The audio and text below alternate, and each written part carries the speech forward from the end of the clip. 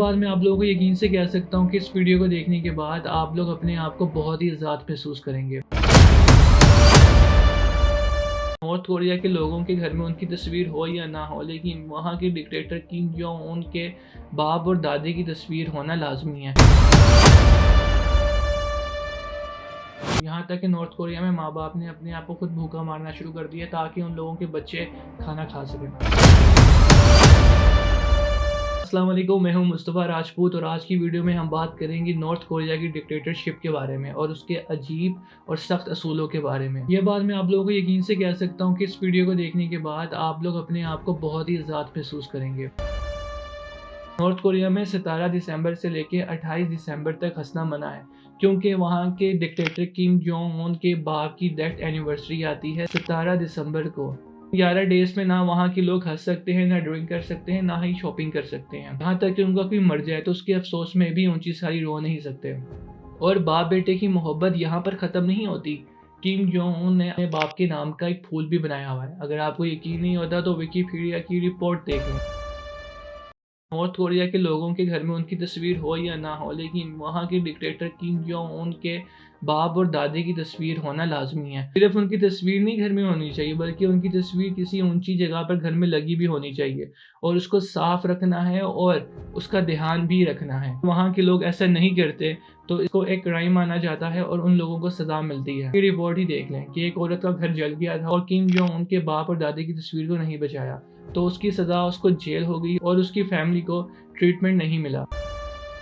North Korea का 3 generation rule सबसे ज़्यादा ही खौफनाक है। अगर एक इंसान ने गलती की है तो उसकी 3 नस्लों को उसकी सज़ा मिलेगी। मतलब अगर एक लड़का है, उसने क्राइम किया है तो वो तो जेल में जाएगा, लेकिन उसका बेटा भी जाएगा और उसका पोता भी जाएगा। मतलब कि 3 नस्लें जेल के अंदर जाएंगी। नॉर्थ कोरिया में इंटरनेट भी नहीं है। ग्लोबल इंटरनेट सिर्फ हाई पोस्ट ऑफिसर इस्तेमाल कर सकते हैं या फॉरेनर्स इस्तेमाल कर सकते हैं। यूनिवर्सिटी को जो इंटरनेट मिलता है उसको भी बहुत स्ट्रिक्टली मॉनिटर किया जाता है। यहाँ के लोगों को नेशनल इंटरनेट दी जाती है जिसके अंदर सिर्फ नॉर्थ कोरिया के डिक्टेटर की तस्वीरें और उसकी न्यूज़ और उसी की चीज़ें आती हैं। यहाँ तक कि नॉर्थ कोरिया में सिर्फ 4 चैनल्स हैं में सिर्फ किम जोंग उनकी फैमिली दिखाई जाती है, उसको दिखाया जाता है। पर इंटरनेशनल कोई भी चीज़ नहीं दिखाई जाती, ताकि साउथ कोरिया की चीज़ें भी वहाँ नहीं दिखाई जाती। सिर्फ वहाँ पर नॉर्थ कोरिया की चीज़ें ही दिखाई जाती है जिसमें किम जोंग उनकी फैमिली और खुद किम जोंग उन वहाँ का डिक्टेटर होता है। नॉर्थ कोरिया में ट्रिपलेट बच्चों को बहुत लकी समझा जाता है। मतलब कि जिस औरत के घर इकट्ठे 3 बच्चे पैदा होने वाले होते हैं उस औरत को, उन बच्चों को बहुत लकी समझा जाता है। उनकी माँ को उनके पैदा होने से पहले ही अपने कैपिटल पियोंगयांग में ले आते हैं और बच्चों को वहाँ पर पैदा करवाते हैं और 4 साल तक बच्चों को अपने पास ही रखते हैं। ये तो तस्वीर का एक रुख है, लेकिन असल वजह कुछ और है। किम जोंग उन का बाप किम जोंग इल, जो कि वहाँ का दूसरा डिक्टेटर था, उसका ये मानना था कि उसकी हुकूमत को, उसकी सल्तनत को कोई ट्रिपलेट ही ख़त्म कर सकता है क्योंकि वो बहुत लकी होते हैं।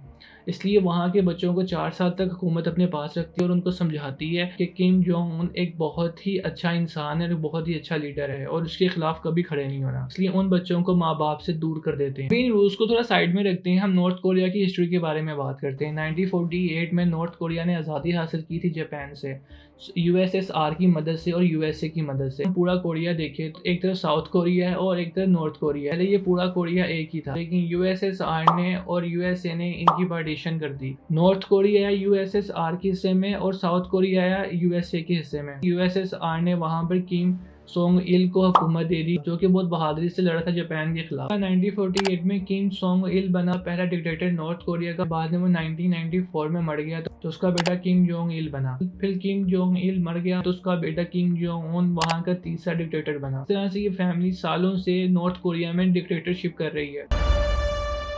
लेकिन अब ऐसा भी नहीं है कि वहाँ पर इलेक्शंस नहीं होते। आपको सुन के हैरानी होगी, वहाँ पर इलेक्शंस होते हैं और वहाँ पर सिर्फ एक ही पार्टी खड़ी होती है जिसका नाम है वर्कर्स पार्टी, जो कि किम जोंग उन की पार्टी है। उसके मुकाबले में कोई और पार्टी खड़ी नहीं होती और उस पार्टी के मुकाबले में कोई खड़ा हो जाए तो इसको बगावत समझा जाता है और उसको सजा दी जाती है। तो वहाँ पर इलेक्शंस होते हैं लेकिन फिक्स होते हैं और वहाँ पर हर इंसान को ज़बरदस्ती वोट दिलवाया जाता है वर्कर्स पार्टी में।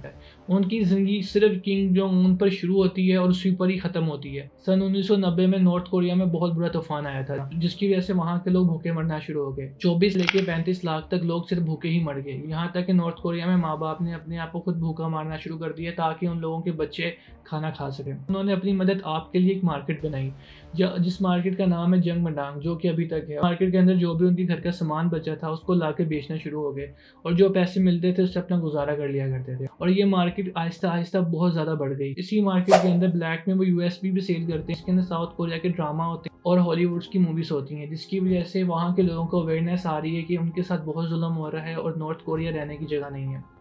और वहाँ के लोग इसी वजह से वहाँ से भाग भी रहे हैं। और उस मार्केट में सबसे ज़्यादा काम जो है वो औरतें करती हैं, क्योंकि वहाँ के जो मर्द वो गवर्नमेंट असाइन जॉब्स करते हैं और उनकी सैलरी ज़्यादा नहीं होती, जिसकी वजह से 80 से 90% तक वहाँ पर घर औरतें ही चलाती हैं। औरतें ही उसी मार्केट में काम करती हैं और अपने घर को चलाती हैं। आई होप कि आप लोगों को भी ये वीडियो अच्छी लगी हो तो लाइक ज़रूर कीजिएगा। लेकिन मेरा आप लोगों से एक सवाल है, इस मुल्क के अंदर एक जालिम हुक्मरान होता है तो उसमें किसकी गलती होती है, उस जालिम हुक्मरान की या आवाम की? बहुत से लोग ये बोलेंगे कि जालिम हुक्मरान की, लेकिन ऐसा नहीं है।